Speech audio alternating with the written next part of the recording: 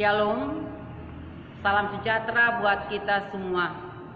Saudara yang dikasihi Tuhan Yesus Kristus, sebelum kita memulai aktivitas kita pada pagi hari ini, mari kita terlebih dahulu bersekutu dengan Tuhan. Kita berdoa.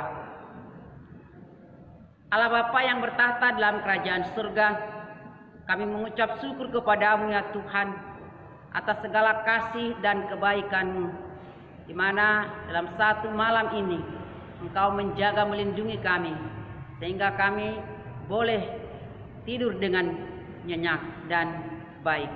Dan pada pagi hari ini Tuhan, Engkau bangunkan kami dengan penuh kesehatan. Tuhan, sebelum kami memulai aktivitas kami terlebih dahulu bersekutu dengan Tuhan, meminta kekuatan dari Tuhan, karena kami tahu bahwa bersama Tuhan kami dapat melakukan aktivitas kami, pekerjaan kami dengan baik dalam satu hari ini.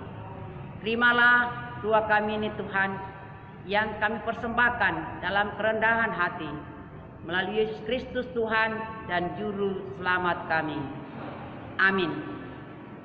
Saudara yang dikasihi Tuhan Yesus Kristus, nats renungan kita pada pagi hari ini diambil dari kitab Injil Markus pasal 9 ayat 37. Demikian firman Tuhan. Barang siapa menyambut seorang anak seperti ini dalam namaku, ia menyambut aku. Dan barang siapa menyambut aku, bukan aku yang disambutnya, tetapi Dia yang mengutus aku. Demikianlah firman Tuhan. Saudara yang kekasih dalam nama Yesus Kristus, nats ini adalah bagian dari pengajaran Tuhan Yesus Kristus kepada murid-muridnya yang pada saat itu sedang berdebat mempersoalkan siapakah yang terbesar di antara mereka.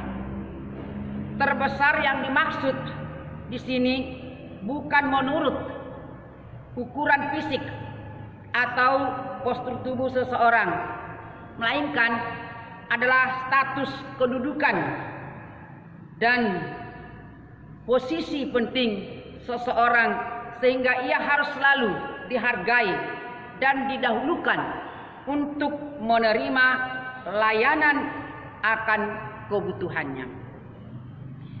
Status inilah yang menjadi idaman para murid, sehingga mereka tidak segan-segan berdebat atau memperdebatkan posisi tersebut.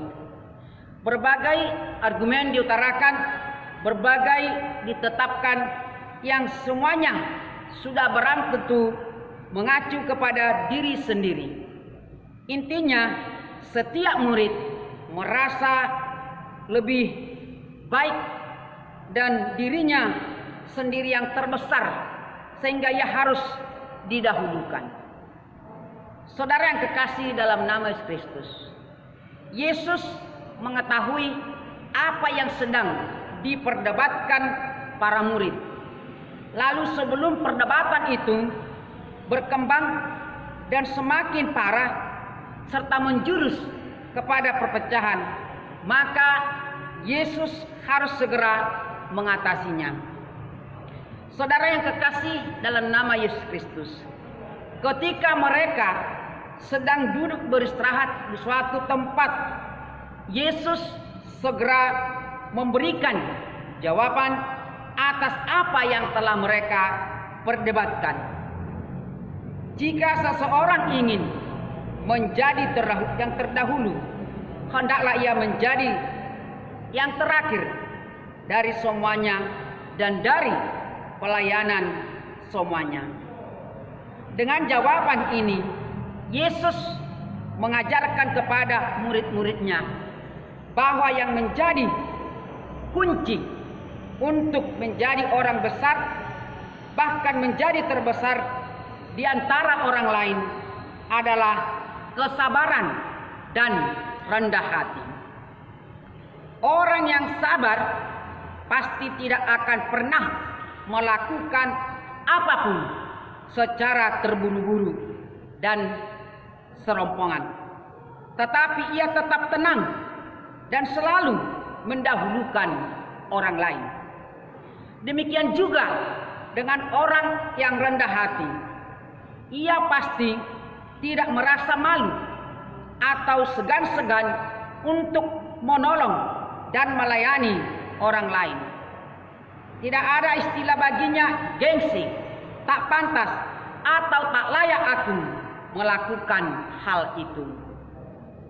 Keyakinan ini akan selalu tertanam di hatinya bahwa aku patut melayani orang lain dalam perbuatan baik, karena Yesus sendiri telah melayani aku dengan baik dan sangat baik. Saudara kekasih dalam nama Yesus Kristus, satu sifat manusia yang umum adalah ingin dihormati, ingin dipuji, ingin disayangi. Saudara kekasih dalam nama Yesus Kristus, Machiavelli menuliskan di dalam bukunya yang terkenal demikian: manusia senantiasa memiliki ambisi terhadap kuasa, dan setelah memiliki kuasa cenderung menyalahgunakan kuasa tersebut. Ambisi yang luar biasa ini sering membuat pertengkaran dan perselisihan. Yesus mengajarkan satu pola gaya kepemimpinan kepada murid-muridnya dan kepada orang Kristen. Gaya kepemimpinan yang harus diteladani atau dilakukan para murid dan orang Kristen adalah pemimpin yang melayani. Pemimpin yang melayani adalah rela untuk mengambil tempat terendah dan bertahan mengalami kesulitan dan penderitaan karena pelayanannya terhadap orang lain. Pemimpin yang dikehendaki Tuhan Yesus adalah pemimpin yang rendah hati, bukan kuasa. Dan kerajaan Yesus adalah komunitas orang-orang yang melayani satu sama lain. Merendahkan diri, merendahkan hati adalah karakter Tuhan Yesus Kristus, di mana Dia merendahkan dirinya yang adalah Allah, tetapi menjadi manusia, bahkan menjadi seorang hamba. Dia taat melakukan perintah Bapanya, perintah Allah Bapa, hingga kematiannya di kayu salib, dan kepadanya dikaruniakan nama di atas segala nama. Yesus berkata, barang siapa menyambut seorang anak seperti ini dalam namaku, ia menyambut aku. Menyambut anak artinya bersedia merendahkan diri dengan menyetarakan diri dengan anak-anak. Hal itulah yang dilakukan Yesus di hadapan murid-muridnya. Anak-anak membutuhkan pelayanan dan perhatian yang khusus untuk mengurus, merawat mereka. Mengurus anak sangat merepotkan. Mengurus anak sangat tersita waktu. Mengurus popok, menyuapi makan, menyambut anak berarti selalu memberi, karena anak-anak belum bisa memberikan apa-apa. Saudara yang dikasihi Tuhan Yesus Kristus, pemimpin yang besar dan sejati dicapai bukan dengan membuat orang melayani kita, melainkan dari memberi diri kita melayani orang lain. Kerendahan hati melayani orang lain bukanlah kelemahan, melainkan sebuah kekuatan, karena kita meneladani Tuhan Yesus Kristus. Kebesaran seorang pemimpin Kristen diukur dari kerendahan hatinya melayani orang lain. Kita melayani sesama dengan penuh kerendahan hati, seolah-olah kita sedang melakukannya bagi Kristus. Kebesaran kita adalah bila kita bisa menjadi berkat bagi orang lain. William Jenkins berkata, kerendahan hati adalah perhiasan para malaikat, tetapi ketinggian hati, kesombongan adalah ciri khas setan-setan. Saudara yang kekasih, pemimpin yang rendah hati adalah pemimpin yang hanya mau memberi untuk anggotanya, bukan mengambil dari anggotanya, seperti yang dilakukan Tuhan Yesus. Tuhan Yesus selalu memberikan kepada umatnya, bukan mengambil. Menjadi pemimpin bukanlah untuk menjadi seseorang yang dihormati. Menjadi pemimpin bukanlah seseorang yang harus ditakuti, tetapi untuk melakukan sesuatu. Melakukan sesuatu untuk memberikan kepada orang lain. Jika kita pemimpin, janganlah pernah berkata, apa yang saya ambil, saya peroleh melalui jabatanku ini. Dan jangan pernah memanfaatkan jabatan untuk memperkaya diri sendiri. Tetapi manfaatkanlah jabatanmu, kedudukanmu untuk orang lain. Berbuat yang baik untuk orang lain. Pemimpin yang besar dan berhikmat adalah pemimpin yang memperkaya orang lain, bukan memperkaya diri sendiri. Pemimpin yang berhikmat adalah pemimpin yang memberi, bukan mengambil. Yang menghormati orang lain, bukan gila hormat, bukan sok kuasa atau arogan, tetapi dia merendahkan hati. Charles C.M. pernah berkata, keagungan jangan dicari, tetapi akan mendatangi kita dengan caranya sendiri pada waktu yang tepat.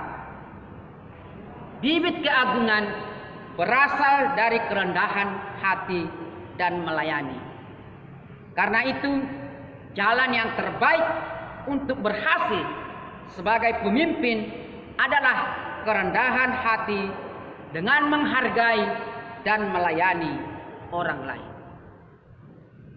Jika kita menjadi pemimpin, baik di rumah atau di kantor atau di mana saja, mari kita melayani, meneladani Yesus Kristus yang mau melayani orang-orang berdosa, orang-orang sakit, orang-orang yang menderita, orang-orang yang dicapmakan atau dikucilkan. Agar kita menjadi manusia yang terhormat, mari kita saling melayani, saling menghormati, saling menghargai sesama manusia. Jadilah kita pelayan bagi semua orang. Karena itulah yang terindah buat kita yang dikehendaki oleh Yesus. Seperti yang dikatakan lagu syair ini. Melayani, melayani, sungguh indah. Melayani, melayani, sungguh indah. Tuhan lebih dulu melayani kepadaku. Melayani, melayani, sungguh indah. Jika kita menjadi pelayan atau melayani, upah kita adalah dari Yesus masuk ke surga menerima hidup yang kekal dan kita menjadi orang yang berbahagia. Amin. Mari kita berdoa.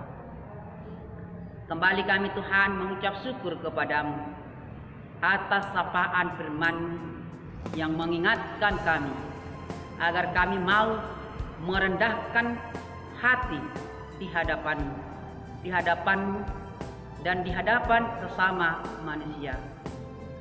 Agar kami Tuhan tahu diri bahwa kami adalah orang-orang yang penuh dosa, orang-orang yang mengharapkan belas kasihan Tuhan, dan tidak ada yang kami banggakan dalam kehidupan kami ini. Sekalipun kami memiliki harta, memiliki kekayaan, memiliki jabatan, itu semua adalah pemberian Tuhan semata yang kami pergunakan untuk orang lain, agar kami menjadi berkat bagi orang lain. Berkati kami Tuhan, agar kami mampu melakukan kehendak Tuhan, menghargai sesama manusia, melayani sesama manusia. Jauhkan dari hidup kami kesombongan dan ketinggian hati, tetapi berikanlah kepada kami kerendahan hati, agar kami mampu melakukan sesuai kehendak-Mu. Berikan kekuatan kepada kami untuk meneladani perbuatan Yesus Kristus Juru Selamat kami. Tuhan, berkati kami dalam satu hari ini dalam melakukan aktivitas kami. Berkati pekerjaan kami.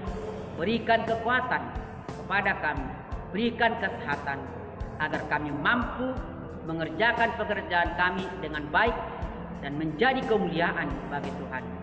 Berkatilah firman-Mu yang kami dengar. Tuhan, kepadamu kami serahkan hidup kami, keluarga kami, anak-anak kami, dan semua jemaat-Mu dimanapun mereka beraktivitas pada hari ini. Engkaulah yang menjaga, Engkau yang memberkati, Engkau Tuhan yang menjauhkan mereka dari segala mara bahaya. Ya Tuhan, sungguh banyak yang kami pintakan kehadirat-Mu, tapi kami tidak mampu menyebutnya satu persatu. Tetapi kami yakin bahwa Tuhan tahu memberikan yang terbaik kepada kami agar kami memperoleh kehidupan dari Tuhan. Dengarlah doa kami ini Tuhan, yang kami persembahkan di dalam Yesus Kristus Tuhan dan Juru Selamat kami.